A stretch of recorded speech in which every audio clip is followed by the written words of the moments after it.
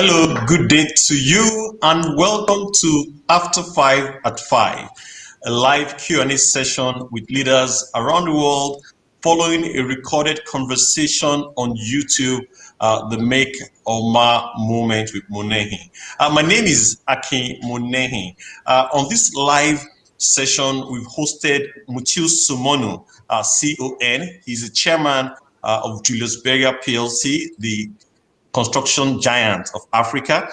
We've also hosted Babs Omotoa, is the chairman of Montserrat Oil and Gas BV in the Netherlands. My guest today is Willy Boulter. Willy is the chief commercial officer of IndiGo Airlines. IndiGo started just 15 years ago, but right now they're one of the most successful carriers in the world. In terms of profitability, they're leaders in Asia.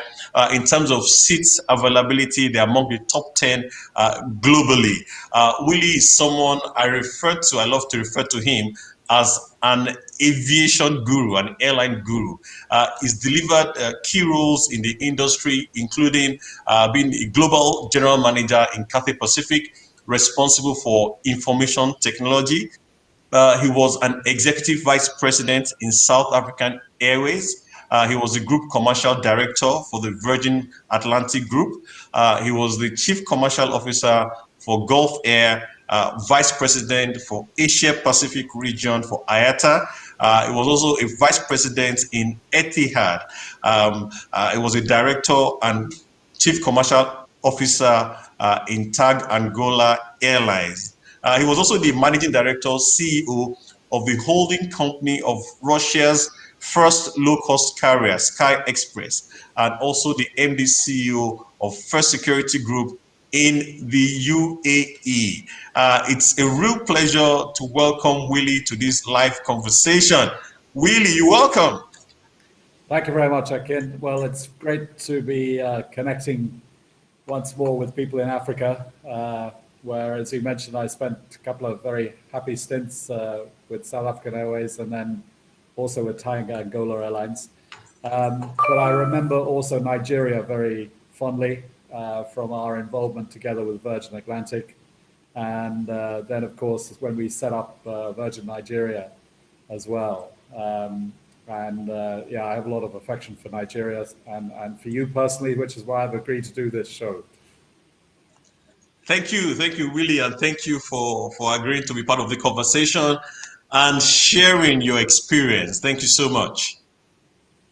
No, I'm pleased to. Thanks. Yes, you have folks not just from Nigeria connected. You have folks from Qatar. You have folks from India. We got some questions from India. From the name, there's a Sudeep that sent in a question. We have guys from the UK, from Canada, as well. So Yes. What have you been up to, for the past few months since the last time we spoke? Well, obviously not much travel, unfortunately. Things have been pretty quiet on that front. I've been in India. I have actually traveled in India a couple of times, been up to Kashmir, to Srinagar, and then up to Gulmarg in the mountains. And then also more recently, I went up to the northeast to go initially through Calcutta to see our team there, and then up to a place called Dimapur, and headed up into the hills to somewhere called Kohima, which is a very historic place. It's really where during the Second World War, the Indian Army and the British Army stopped the Japanese from invading India. And I have a few family connections with the soldiers that were involved then. And actually, it's little known, but there was a large African contingent as part of that army, of the British Army then, mainly from, I think, West Africa, who fought in those difficult conditions up the northeast, very hilly country. But so I've done a bit of travel, and meanwhile, our airline is steadily recovering. We're back to about 80% of our previous domestic capacity. But of course, it's on the international side, which we await further developments depending on vaccines, quarantine protocols and government agreements. But we very much hope that international will open up. We are operating some international under the so-called bubble agreements between the Indian government and other governments such as the UAE, Qatar, Kuwait, Bangladesh. So we are operating some international services, but it's a far cry from what we were doing. And clearly, for the airline to really start, getting back on its feet totally, we need international services to come in. Indeed, and 80% of for domestic, I would say that's fantastic at this time. Yes, I think in that sense we are quite fortunate, and India is quite a resilient market, and I mean not quite as our performance is not as good as say the Chinese domestic market, but it's certainly unusual among most markets around the world. The slightly worrisome thing is we're now going into a sort of second wave of infections, and so this has dampened down demand recently. But we're very confident about the long-term future of Indian aviation. The propensity to travel in India is still very low compared to, say, the USA or Europe, and we are positioned, with our large fleet of around 280 aircraft. We're positioned very well for the future. So, we can certainly see the light at the end of the tunnel, and we're coming out of this as a strong airline, a resilient airline. We're making sure that we have the right customer protocols in place. We have really three pillars to our business. We're making sure we're the most on-time airline in India, despite being the biggest. We are regularly, have been for the last 6 months, the number one carrier in on-time performance. We also, of course, believe in hassle-free service. So we've introduced a lot of digitization to make sure that the customer, going through the airports has as little touch as possible.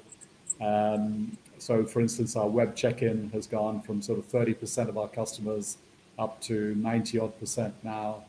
And then we always make sure we're affordable. We compete very aggressively and India is a very competitive market. There are 6 domestic carriers of some size. We are the biggest by some distance, but on each route there is competition. So we're obviously very conscious of that. Indeed, and quite impressive, really, and well done for all that.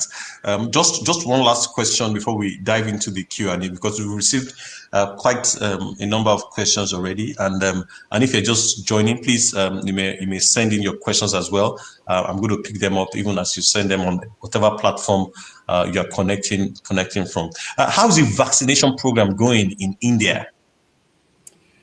Well, India's made very good start to it, I would say. And of course, India actually produces a large proportion of the world's vaccines. And in 2 centers, really, one in Hyderabad and one in Pune. So India's been exporting quite a lot of vaccine and also using it domestically. So it's a large country with a population around 1.3 billion. So clearly it's going to take quite some time, but a good start's been made. And as IndiGo, we've been carrying quite a proportion of the vaccines around the country, and we're delighted to be taking part in that, because although it's not a huge business in terms of tonnage, a very important business to make sure we get right and to ensure that the transit time of the vaccines is minimized, from delivery to the warehouse onto the aircraft, and then at the other end from the aircraft into the warehouse and out into the market. So we have focused on it a lot, and we have a large fleet, as I said, flying to around 65 destinations now in India. So we've played a significant part in the distribution of vaccines. And we look forward to helping complete that mission. But obviously, it's going to go on for many months to come before the whole country receives the vaccine. Okay, thank you so much for providing such a background, Willy. And if you're just joining, this is After 5 at 5. My guest today is Willy Boulter. Willy is the Chief Commercial Officer of IndiGo Airlines, one of the most, successful airlines in the world. And he will be sharing his experience with us as a global leader, his views on entrepreneurship, and how he develops himself. This is being viewed on, on all my handles, on my Twitter account, on my Facebook account, on my YouTube account, and on my Instagram account. Instagram, we are experiencing a glitch, so we're having a walk around. So if you want to have a better experience and improved experience, I suggest you connect on other platforms, on Twitter, on Facebook, on YouTube. So I just go straight to the first question we have received. And please, like I said, just send in your question, and I'll be happy to ask Willy. So there's a comment here. Balumi says, "Whoa, it's great to see Willy on this inspiring Q&A session." So Willy, I think we're happy. We're happy to see you. So the first question says, you must have made a lot of right decisions to get to where you are. What decision do you wish you didn't make? Yeah, it's a very, very good question, Matt. And the first thing I would say is that actually, in every career, I think that there will be, regrets or roads not taken, and there will be choices that one didn't make. And maybe you'll look back and you'll think, oh, perhaps I should have done this or should have done that. But I would say, as a piece of advice, it's never very helpful to look back. I mean, you are where you are, and maybe you've made errors, in managing your career. But don't be downhearted. Don't get depressed about it. Just bash on. I mean, I always remember, and it's not sure. One's not sure if Margaret Thatcher said it or Winston Churchill said it, but they had this phrase, KBO, which is very rude English, but it says keep buggering on, just keep going, don't stop. And I think that's good advice for anyone who is in their career. And there was certainly one turning point for me where, looking back, maybe I should have done something different, which was when I came out of Russia. I'd been basically the CEO of a Russian airline, a small Russian airline. We had 11, 12 small 737s, Boeing 737s, and we were Russia's first low-cost airline, and we were trying to break the mold and break the monopoly of the state-owned carrier. And we had some success, but it was very, we weren't making money by any means. We were soaking up the capital in the company as time went on. And then, of course, 2008 happened in terms of the financial crisis, and then the spike in the oil prices. And we basically ran out of cash. And, I was going around to institutions and banks, and we had some good shareholders who were prepared to invest more and did invest more. But eventually they lost patience. And I was going around to banks and, trying to raise money for a Russian airline. And at the time, being in Russia was a problem because of the financial crisis there, and also being in the airline business was a problem. So it was very difficult to raise money. But so we basically folded up, and we sold the business for nothing, and left someone else to deal with the debt. But I think the mistake, if you like, that I made, or the choice which I would make differently, perhaps doing it again, is that I basically took a job as a chief commercial officer at Gulf Air next, and it was a good job, and Gulf Air had a good story, good future, and so on. There wasn't any problem with that, but it kind of then took me one way and the other into being a sort of chief commercial officer guy rather than a CEO guy. And maybe, with the headhunters, you'll find that you get put into a certain box, and once you're in that box, it's terribly difficult. If you haven't been a CEO, they're not going to put you forward as a CEO. So what I perhaps should have done is just hung around and waited without a job until I got an opportunity to be CEO again of another airline somewhere. So that's one sort of turn I could have made differently, as it were. But I don't think it's as I say, it's not helpful to look back. You've just got to keep going and keep positive. Be relentlessly positive. Thank you so much for that, Willie. And it's like a chicken and the egg, Do I wait for a CEO role, or do I accept this chief commercial role and to move ahead in my career? I could get stopped while waiting. There's no guarantee for you, I'm sure, if you were to wait for a CEO role, right? Yeah, that's correct. I had 3 young children. Being expensively educated, I needed, I basically needed a job. I couldn't sort of stick around for months on end. But having said that, maybe I should have done. I don't know. Who never know. So just keep going. Yeah, and it's important, what you mentioned, about learning from experience. There's something, which I've picked up over the years, working with some great leaders, with some great mentors, and they always coach me, not to like just as you said, look back in regret, but rather look back and learn from it. So what can I learn from it? If this situation happens again, just as it is, the same scenario, what decisions am I going to make? And I think that's very important. Thank you so much for sharing. Afolabi Otegbade is saying, nice one. Thank you very much for that.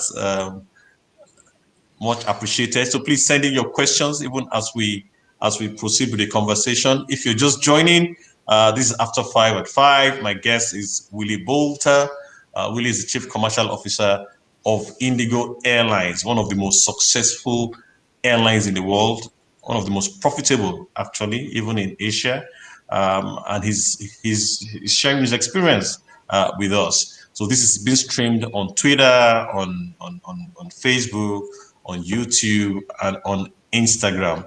Instagram is having some challenge. So if you want to have a better experience, I suggest you move to YouTube or Facebook or even Twitter. So we move on to the question that I have here, Willy. It says, you have worked closely with a few successful entrepreneurs. From where you sit, what are the qualities that you believe made them successful? Now, there are 2 parts to it. Are there common themes? Is there something that is common amongst these successful entrepreneurs? Or are there sharp contrasts? Do you want to share with us? Yeah, I have been lucky. I've worked for, I think, 3 successful entrepreneurs. Obviously, Richard Branson, when I'd spent 8 years or so at Virgin Atlantic. And then I worked quite briefly, but I've known him for a long time, with Naresh Goyal, who built India's first private airline, Jet Airways. And now, of course, I work for Rahul Bhatia, who was the founder and has built IndiGo. And, I think, one thing I should make clear is that, clearly I'm not an entrepreneur. I've always been, as they say in Japan, where I've spent many years, I've been a salary man. I've not gone out and run my own business. So, probably my mindset is quite different to an entrepreneur. It's difficult for me to say, what makes an entrepreneur, except from what I've observed, and clearly they are very different. At least the three I've worked with are quite different from each other. I don't think there's any cookie cutter approach you can take. I think that successful entrepreneurs do share some characteristics, of course. One is that they are relentless and 100% focused usually on their business, and clearly have an ambition which knows has boundaries which are further away than most people's ambitions. I mean, they want to build businesses sometimes again and again and again. And I think you've seen recently the sort of entrepreneurs in Silicon Valley and so on frequently will build and will scale multiple businesses, and perhaps it's easier in that sort of technology environment to do it than it is in an airline. But even in airlines, you do see entrepreneurs around the world who've done it more than once successfully, and I would say Richard Branson is the clear example of that. I mentioned before our attempts at Virgin Nigeria. I mean, obviously Virgin Atlantic was his first airline, and the one that he started in 1984, and it's still running successfully today. Although Virgin Atlantic's never made a ton of money. I'm happy to say that 6 or 7 years I was there, we made money, but it wasn't, the profits weren't huge. But while I was there, there was a Virgin airline in Belgium, Virgin Express. There was obviously Virgin Nigeria was started up, but more successfully Virgin Australia, Virgin Blue as it started off. And then, of course, later Virgin America.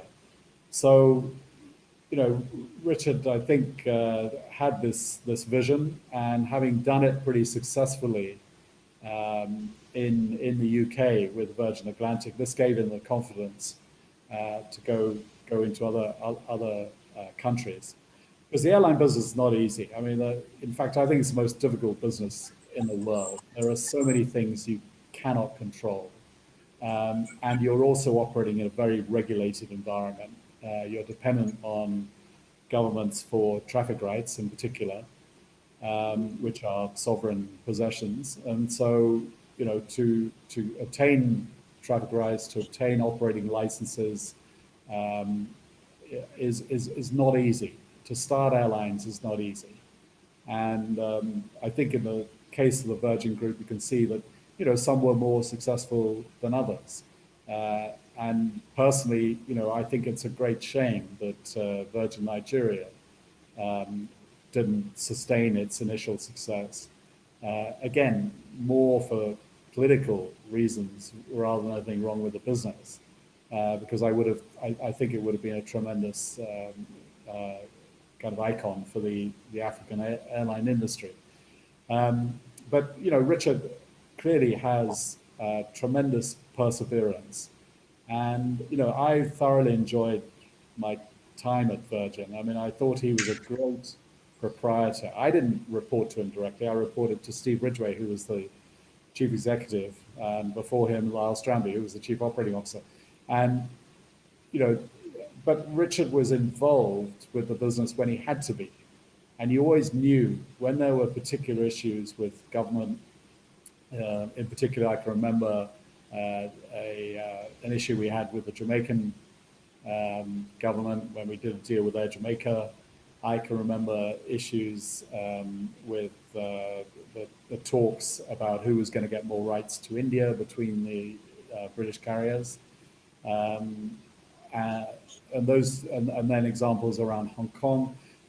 He would get involved, and he was relentless in trying to get the right solutions. And he was also a very kind person, and his great mantra was look after staff, look after your people, because they'll look after the customers, and the customers will, bring you the money so you can look after the shareholders. So as an example, I think he was, is a great entrepreneur, and indeed you can read his books, and yes, there'll always be, he wouldn't have got where he got without making a few enemies around the place or whatever, people who talk badly about him. But as I said, I worked with him pretty closely for 6, 7 years, and I learned stuff from him, and I thought he was a pretty good proprietor to have. Thank you very much for that. I see, I took notes. I see big dreams, I see being relentless, and I see taking care of staff, allowing them to run the business. Thank you so much for that, Willy. I'm going to go to the next question very quickly. We are like we've gone halfway through the conversation already. How time flies. So the next question is from someone from India, actually. He says, I have a career in aviation and I'm concerned about the future and for long now, so even struggling to live a decent life with my family. I love aviation. What is your prediction of the state of the aviation industry post COVID-19? Do you have any advice for me? Yeah, well, I mean, aviation is a great career. I mean, I've spent my life in it pretty much. It is a bit like a drug. I think once you get involved with aviation, it's terribly difficult to leave. And indeed, Akin, you know this yourself. You worked for Virgin for a while, and you know how it is a mad business, and very few people make a lot of money out of it. But there are things that you can't control. But it is a fun business. It's very dynamic. Things are changing, every week, every day, sometimes, and it is a very stimulating business to work in. And I've worked across 7 or 8 airlines, and they all have this buzz about them. I've also worked outside aviation, and for a couple of years, and I missed the airline business when I was outside it. So I think the thing that drives aviation, and commercial aviation, talking about commercial airlines, is that there is this fundamental desire to travel on the part of the human race, and I don't think it's limited to sort of visiting friends and relatives or leisure or business. There's any number of reasons why people have to travel for study, whatever it may be. I think we're all, many of us are very curious people. We want to see the world, and that's driven pretty much a 5% increase in international customers through the last 30 years. Uh-oh. Constantly moving, constantly growing. And so that should give everybody who works in aviation hope, because the history of the last 30, 40 years has been very positive. So yes, COVID is the single biggest sort of interruption, without a doubt. I mean, I've been through a number of crises, in my career, going right back to when I joined the industry. There was what they called the second oil shock in 1980, 81, when oil prices went through the roof. So, and then of course through the Gulf Wars, through financial crisis, through SARS in Asia, there's always the volcanic eruptions, whatever it is. You've always got interruptions to this growth in certain markets, but the fundamental growth is there. And that's why, yes, a lot of people in aviation are having to take a pause right now. And this has been very sad, but a huge number of pilots, cabin crew in particular, airport people, have, not so much in India, but around the world, have lost their jobs. But I'm confident that it will come back. And, timing, well, who knows? We have to sort out vaccines, quarantines, etc.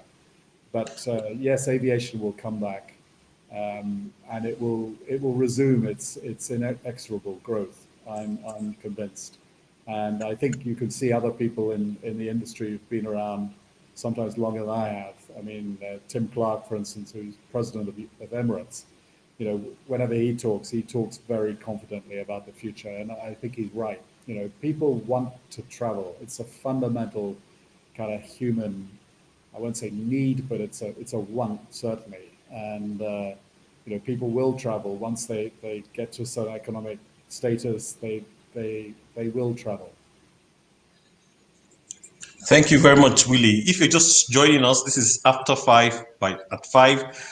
My guest today is Willy Boulter, is Chief Commercial Officer of IndiGo Airlines. IndiGo is one of the most successful carriers in the world, and he's been sharing his experience as a global leader as well, and his views on entrepreneurship and how he develops himself. So we're streaming this on a number of platforms. So we're streaming this on Twitter, so you can join. I mean, if you're on there, you're one of the platforms. We're streaming it on Twitter.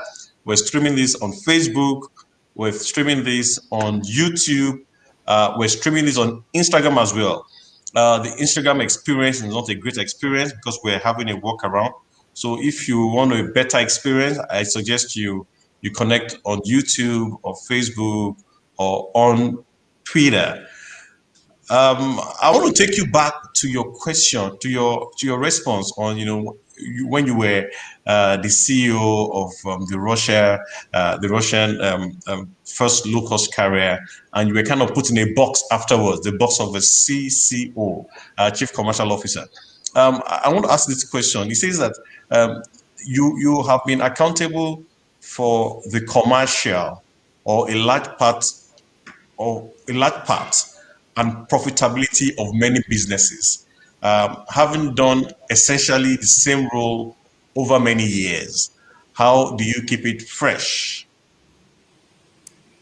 Yeah, well, I think actually, although my title might have been the same across several airlines, the job is always usually a slightly different definition.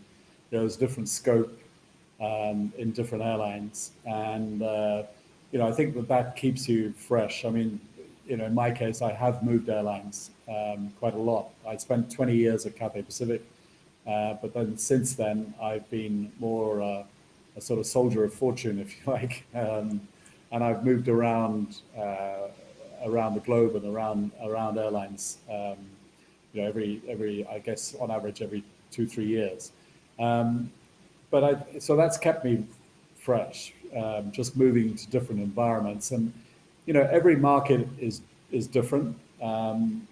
Every market has some similarities, but they all have their particular quirks and distribution strategies, or whatever, are different, and so on. The structure is different, but I think in that commercial job, that there is a lot of change. Which has happened certainly through my career. For instance, right now, a lot of my focus is actually on the digital side of the business, and how are we equipping ourselves, for the new world where basically everything pretty much is going to be done digitally in terms of interaction with customers. And a very clear example of that is, for instance, call centers, which were pretty fundamental to airlines, certainly 5 years ago. But what we're seeing now is the amount of voice traffic into call centers is dramatically reduced and reducing, because airlines are coming up with digital solutions. They're able to satisfy the customers' inquiries in a digital way, and the customer wants his or her inquiries to be satisfied, through a digital medium, not by having to call up a call center. So I think that's one very concrete example of how the job, if you like, of someone like me is changing all the time. And that's certainly kept me fresh. Just having these different challenges, and even on, say, take the cargo side. I mean, which is another side I am taking at the moment very seriously, where IndiGo is doing very well. Partly because of the COVID issues, but also because we're concentrating far more on cargo than we did. The cargo business has changed quite dramatically over the last 30 years. You've had the rise of the integrators, FedEx, DHL, UPS have come in. You've had, of course, the whole sort of pharmaceutical business has become a lot bigger in cargo terms for airlines, which introduces its own challenges in terms of cold chains and so on. And you've also had more recently, perhaps the rise of e-commerce as a big driver of air freight, and the big e-commerce companies around the world increasingly focused on air freight. So in that business as well, it's changed a lot from the days when I first got involved in cargo, selling a 747 freighter charter of 100 tons of mangoes between Manila and Hong Kong, and maybe that still happens, but I doubt it. Perishables still move, of course, by air freight, but I haven't heard of anyone chartering aeroplanes for mangoes recently. But inevitably things change over time. Yeah, talking about e-commerce and technology and all that.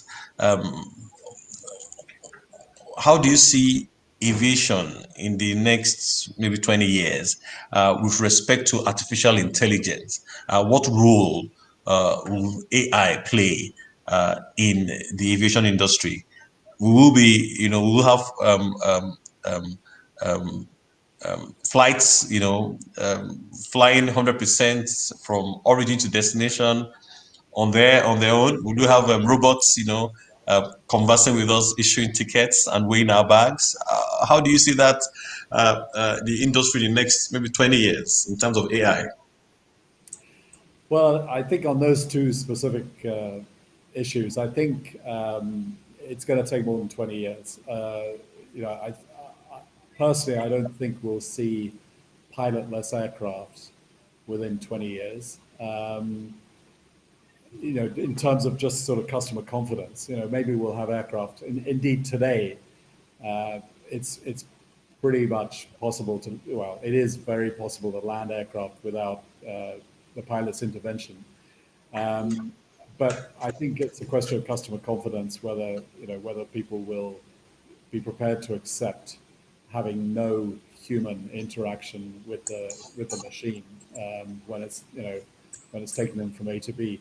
So I think that's somewhere away. But I think technologies like AI, obviously they're going to be pervasive, and they are coming into our business all the time in smaller, less obvious manners. And some of the examples, revenue management, the way that airlines price their product is changing, and there's definitely scope for AI to play a big part in that. And we're trying to. It remains to be seen if it's going to be successful. But there's potential that we could in the future we could price air tickets individually, consumer by consumer. At the moment, what happens is that most airlines use a system which employs 26 fare classes or something near 26 fare classes, because there are 26 letters in the alphabet. And this system breaks down the aircraft cabin into 26, and then there are subclasses one can use. So you can come up with maybe 50 different fare types on a flight, But potentially, the scientists will tell us, well, actually, we could price tickets, for Akin. We know what his habits are. We know where he goes. We know what his propensity to buy is. We know he'll pay $120 to go to Port Harcourt, but he won't pay $140. So there's this potential is coming in, which is what the digital sort of revolution is driving, and technologies like AI make available. So, I mean, yeah, it's for for the future. I mean, greater minds than mine will work it out, but there's definitely a lot of potential there. Ooh, that sounds creepy. I think we're already in that world, actually, in other areas. Yeah. Indeed, indeed, indeed. This conversation will be up on my YouTube channel, so subscribe to my channel, the Akin Monehin, to watch again, and follow me on other social media platforms to get notifications when great content is loaded, and of course for other future conversations. If you're just joining, this is After 5 at 5. My guest is Willy Boulter. Willy Boulter is the Chief Commercial Officer of one of the most successful carriers in the world, the 15-year-old IndiGo airline based in India. This is being streamed on my Twitter account, on my Facebook account, on my YouTube account, and on my Instagram account. The Instagram experience is not so great, so if you're on Instagram, I encourage that you, or suggest that you go to other platforms to have an improved experience. Of course, if you're happy there, then that is fine. So Willy, we move on very quickly. The next question says, who are your mentors, and how have you maximized mentorship if you have mentors? Yeah, I mean, it's a good question, and the whole sort of concept of mentors is a relatively recent concept, and probably when I was young, I didn't really actively seek out mentors. But what I would say is that there were people that made an impression on me, and people that I kind of naturally warmed to and followed, and ended up probably adopting some of their behaviors because I could see that they were successful at it. I mean, I was for a brief time before I joined the airline business. I was in the army, and in the British Army, and there was my commanding officer at that time was a very charismatic individual who just came to the regiment more or less a little bit before I did. And he just had one attitude, which is he wanted us to win every competition. So as a young officer, during the summer, I had to get up early in the morning to do swimming training, and then I had to go and do athletics training, and then I had to go and play cricket, practice cricket. And I spent, most of my day actually not sort of defending, the United Kingdom as an army officer, but trying to win all the sort of intra-army competitions for the colonel. But his attitude of just pushing the limits on everything, and getting his young officers and soldiers to really just be involved in every possible opportunity. I'll never forget it. And he was a great inspiration to me. But that's an example, and it's an example that when people talk about mentors and so on, and I've worked for, as I mentioned, some great people, but actually it's the people who were kind of one or two levels up who really influence your behavior or your job, sort of day to day, week to week. These are the ones that you remember. And there was another one called Peter Such, who ultimately actually was tremendously successful and became chairman of Cathay Pacific in the Swire Group in Hong Kong. But he was my sort of boss when I went to Japan first time. And he was probably in his mid-30s then. I was 23 or 24. And just the way, he ran the Japan operation of Cathay Pacific was a tremendous example to me. I mean, one of the great things which I could never replicate, although I've tried at times, is that he knew everybody's name. He had 500 odd staff in Japan at the time, spread across 8 or 9, 10 offices, whatever it was. And he literally knew everyone's name. And he had this great gift that he remembered people's names. And to me, it is a gift, which, I've seen other leaders have it from time to time. And I think it's something they can, really use. And I've never had the memory to do it, but I've always taken care to try, to know people as much as I can. But the other great lesson he showed me was that one day we went out to the airport and there was a certain problem with the aircraft. But Peter shouldn't have been at the airport. He was the general manager in Japan. He didn't need to be at the airport. But he was at the airport, and the captain came off the airplane and said to the airport manager, "Problem, what should we do? Keep the passengers on or bring them off, or, while engineering?" And Peter walked away from the conversation. And he said to me later, he said, "You probably wondered why I walked away. I didn't take the decision." He said, "It's not my decision. It's the airport manager and the captain. They would have done it. They would have had to make that decision whether I was there or not. And me being there, the airport manager looked for me to make the decision. It's the wrong way that, the operation has to work without me being there." And that was a great example to me, a very practical example. If you're the big boss, don't get involved in stuff you don't need to be involved in. Delegate. That's why you have people to manage your business. Good. Thank you very much for that. Talking about, the quality of the qualities you saw, which attracted you to your leader while you were in the army. I want to ask, a question that was sent in as well. It says that what qualities are lacking amongst business leaders today? Well, it's a far be it from me to say. But one general point I would make, as a sort of older guy, if you like, is that I really love working with my young teams, and with the people we have, especially here in India, where we have a very, very bright team and people fantastically educated, great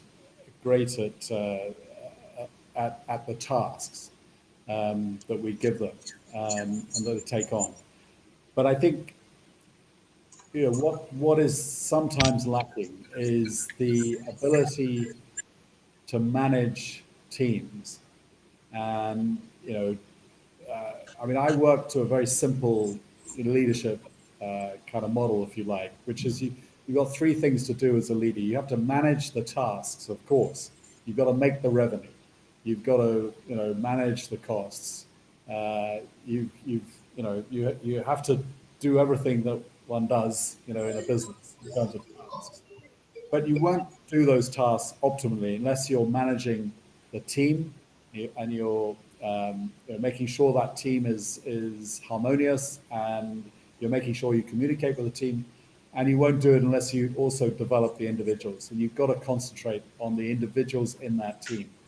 And that comes back to, this old sort of principle, which is now coming back into fashion, right?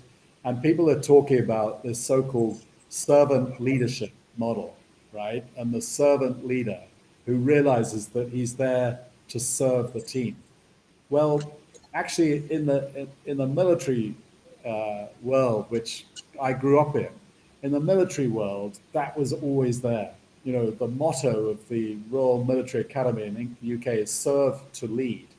And then there's this fantastic quote, and I don't know exactly where it comes from, but where you're told, look, the interests of your country are number 1, the interests of your men are number 2, and your own interests, your own comfort and safety come last every time, all the time.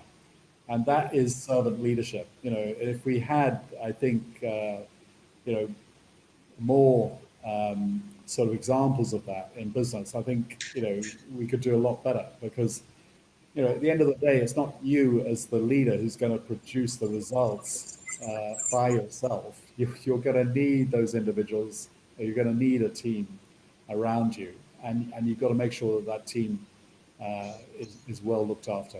And I go back to the Richard Branson example. Look after the people; they'll look after the customers for you, and that will look after your financial results. Very simple maxims, but there's a lot of value in them.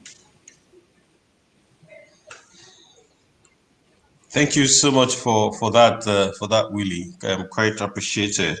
If you're just joining, this is After Five at Five. My guest is Willy Boulter. Willie is the Chief Commercial Officer of IndiGo Airlines, and he's been sharing his experience as a global leader, his views on entrepreneurship, and how he developed himself. And some things you said there, very, very insightful. To manage a team, to a leader has, three um, responsibilities essentially. One is to manage the team, manage the people. Secondly is to manage the task, and thirdly is to manage cost. And that, I think that's it in a nutshell. No, no, Um, no. I can manage the team, develop the individuals, and manage the tasks. Yeah. Good, good, good, good. Thank you for that. Now, you talked about your experience, in the military, which Simon Sinek makes a lot of reference to, to the dedication, of leaders in the military, and how they take care of their men and how they watch out for their men, and that actually also, came out, strongly here. Your country first, your men second, and yourself third. I hope I got that right. Correct. Good. So that maybe that's maybe that partly answers the next question. But let me test that with you. It says that you've remained relevant uh, in your industry since Akin met you. Yeah, I met you um, early 2001 thereabout. You were the chief commercial officer for Virgin Atlantic at that time. You are still chief commercial officer, for one of the most successful carriers now, IndiGo Airlines in India. So, what has kept you relevant? Well, I think just a real interest in my business, and I think probably you need curiosity. That you might be working in a certain company, but you need curiosity about how others are doing the same stuff. You've got to be looking, certainly in the airline business, this is very true, but I think it's probably true to some extent in every business. You must be looking outside. You must be looking at other examples, and other players in your business. Of course, you'll be worried about your immediate competition, but it goes beyond the immediate competition. You've got to be looking, I think, into other countries. How do people do this elsewhere? There's always something to be learned, and so I think I have sort of retained that kind of curiosity, and I've kind of always thought about writing a book, but I haven't yet got around to it. Because you learn, through a long career, you learn a lot of stuff about the business, which you then, occasionally I make quite acerbic comments on LinkedIn about, something I see some consultants written, whatever, and I apologize to those consultants if they read it, but the fact is, unless you've actually sold airline tickets, or you've sold kilos of cargo, you've interacted with the market, and in my case, many markets, for many years. unless you've actually done that, you don't really understand that business. There's all sorts of theoretical models around it, and there's plenty of stuff. And I'm also, fancy myself as a bit of a historian and an academic and so on. I can do all that stuff, but at the end of the day, you've got to get out of where you are, and you've got to go and interact with the market, because you never know what's on the other side of the hill. I've done deals where, you go in and you think they're never going to accept this price, but they do. Equally, I've done deals where you go in and you say, okay, this is the price, and they throw you out the door and say, no, it's got to be 50% less. And, until you've had that kind of real frontline experience in the commercial kind of context, of the give and take and the flows of money, and until you really get excited about that, then you won't understand the business. And I'm the first to admit, I don't understand everything about this business at all. There's still stuff I learn every day, and again, that keeps you relevant. If you really focus on what you don't know, then that'll help keep you relevant. Thank you very much for that, Willy. I would like to encourage you to write a book. Yes, Yeah, indeed. we'll see. Indeed. I mean, I think it's good to share those experiences. So this kind of conversation we're having is good, but there's so much that we can cover in an hour, even in 2, even in 3 hours, right? I see comments, from the past discussion that we had, the make or ma moment, very helpful, not just for folks in the aviation industry, but across industry. So it will be a great thing if you can document some of this your experiences, Willy. Yeah, well, yeah, maybe one day I'll get around. I have actually, I've got a little notebook with a load of notes in it about various aspects. But yeah, perhaps one day I'll get around to putting it down. Okay, if you're just joining, we're about wrapping this off. This is After 5 at 5. My guest is Willy Boulter, is the Chief Commercial Officer of IndiGo Airlines, one of the most successful carriers in the world, and one of the most profitable as well in Asia. He's been sharing his experience with us, and we're streaming this live on many platforms, on Facebook, on Twitter, on YouTube, on Instagram.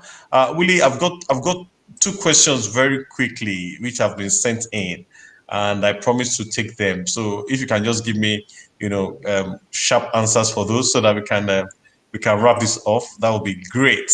The first one says that I'm an entrepreneur trying to build my business. It's tough. How can I build a loyal customer base? Well, to me, that's pretty simple. You've got to be in touch with your customers intimately. I mean, at the end of the day, they provide your top line, they pay your salaries, and your team need to know that, and you need to, constantly remind them.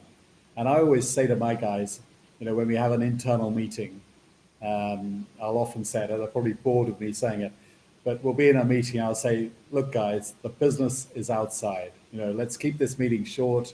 Let's remember, if we're not engaging externally, then there's a problem. And I think you'll find with tons of companies and tons of industries, they go wrong because they become very internally focused and they lose touch with their customers. I don't think, it doesn't matter whether you're small or big, medium-sized, SME, whatever you are, the customer is king, and be very in touch with your customers. And I think that's a very good view, Willy. Because what I find out, what I've experienced rather, especially in large organizations, because there's so many processes and procedures and checks and balances and and all that, and you find out that you're just doing business with yourself. So to move from point A to point B, it's the hurdles, internally are the ones actually going to, cripple the decision. And for me, and I quite remember, moving from, and I'll use these two examples, moving from British Airways, where it was before, to Virgin was like, day and night, in Virgin, I remember, um, um, Peter Barry. I'm sure you remember Peter Barry was my supervisor there. He had a phrase, just say, "Go for it." Just go for it. And a guy, a great guy, Mike Higgins, also, he used to tell me, said, "Akin, don't ask for permission, ask for mercy. Just go, just go, just go, just go." And you find out that in larger organizations, they don't have such approach to business. It's us having internal meetings, approvals internally, engagement, convincing ourselves. You see that crippling business. So that's a very good insight, which I really do appreciate, Willie. No, no, my pleasure. I mean, I think it's so important for any business, and yeah, I can't emphasize it enough that people get very internally focused. What's your biggest aha moment? Um, yeah, what is it? It's well. Let me give you maybe an example which will help others in the sense that that there are times when you have to understand your own business well, and this came to me actually when I was in Cathay Pacific running revenue management. And I mentioned, that I also sort of read the academic papers around airlines and so on. And there was a big aha moment when we kind of took on a paper which had been actually written in the States years before, but we'd never really sort of understood it. And we took it on, and it was a very simple principle, and it's a famous principle, which is called the S curve of frequency, which basically says that if, and again, this is very aviation specific, maybe, but it basically says that if you're operating, say, 3 flights a day and your competitor's operating 2, normally with the market share, you would get 60%, your competitor would get 40%. But because the extra frequency gives you a disproportionate amount of market share, you will actually pick up 62, 63%. Your competitor will have 37, 38%. And it was a principle that was identified, I think, originally back in the 70s. But it took us in Hong Kong until the 90s when, I suddenly sort of came across it again. And I said to everyone, we've got to do this. And since then, that's the way I've always looked at network management, and did it very successfully in Angola, where our competitor to Lisbon, TAP, we're kind of sleeping at the switch. And, I increased our frequency from, I think, 8 a week up to 12, 13 a week, whatever it was. And they stayed at 8 or 9, and we absolutely killed them in market share, And I used to say to my young team in Angola, I said, look, watch these figures, because this is the principle, the S-curve principle in action. And we are making more money because of it. So never forget it. And I'm sure they won't. Thank you so much. Thank you so much, Willie. Is anything in even as we wrap this up, is anything in your mind, in your heart, anything you want to just share with us before we wrap up this live conversation? Well, no, it's just been a delight to talk to you. And as I say, I'm very happy to do this because I know that, it's a big African audience you have. I know from other parts of the world as well. But, as I said to you, Nigeria has a great place in my heart. And, I'll never forget those days traveling and trying to get Virgin Nigeria off running. But I've seen a lot of the airline business, and it is a fantastic business. So to the person who was asking, should I stay in it despite the current problems and so on, I would say, yeah, very definitely stay in it. because things will get better. The sunlit days will come back, and the business will expand again. And I'm sure that there'll be a place for enthusiastic, positive individuals in it. Thank you so much, Willy. It's been such a great pleasure having you on this conversation. Very good insights. Thank you so much for your time, and thank you for sharing your personal stories and your great experiences. As I said last week, my Make or Mark conversation with Mike Ikpoki is now available on YouTube. Mike Ikpoki is the CEO of Africa Context Advisory. He's also a non-executive director of Unilever, amongst other companies. He was the MD CEO of MTN in Nigeria. MTN at that time was the largest, business in Nigeria outside the oil and gas. So watch his Mekoma conversation, which is already on my YouTube channel. In the coming weeks, also, we'll be having Anthony Siwawa. Anthony Siwawa is the father of private equity in Southern African region. He's based in Botswana and started the first private equity firm even in Southern Africa, leader in that region. So for the live conversations, because these are recorded conversations, for the live conversations after 5 at 5, we're going to be having Jay Jenkins in 2 weeks' time, 25th of April. Jay Jenkins will be my guest in after 5 at 5. On the 9th of May, we're going to be having Michael Ikpoki. Mike Ikpoki will be my guest there. So follow me on my social media handles, Instagram, TikTok, Twitter, all the same handle, the Akin Monehin. Follow me on Facebook. The handle is I am Akin Monehin to get the notifications. You also have access, to watch other inspiring conversations on my YouTube channel. And remember, you don't have to be great to start, but you have to start to be great. Thank you very much and have a good evening.